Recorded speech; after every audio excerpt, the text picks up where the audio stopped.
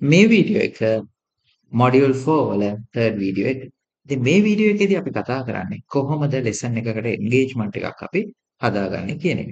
ඉතින් මෙතෙන්දී magic school වලින් අපිට ටූල් එකක් ඉන්ට්‍රොඩියුස් කරලා තියෙනවා. එයා තමයි ලෙසන් හුක්. Lesson hook.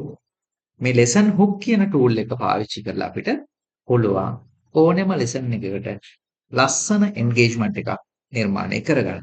දැන් එක්සැම්පල් එකක් විදිහට grade 3 වලට අපි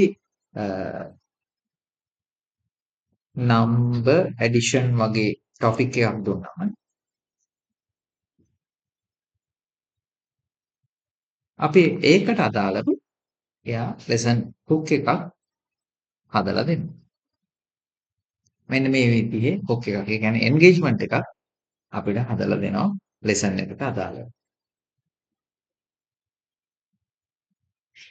එයා time allocate කරලා ඒ හැම දෙයක්ම කරලා තමයි අපිට මේ lesson hook එක හදලා දෙන්නේ. ඔයාටත් පුළුවන් මේ වගේ lesson hook එකක් හදාගන්න. lesson hook කියන tool එක පාවිච්චි කරලා. එහෙම නැත්නම් engagement එකක් කරන්න lesson hook කියලා tool එක පාවිච්චි කරලා magic school වල තියෙන. ඉතින් ඔයා හදපු එක lesson hook එකක් යටින් comment එකක් විදිහට දාන්න. අපි යනවා ඊළඟ වීඩියෝ එකට.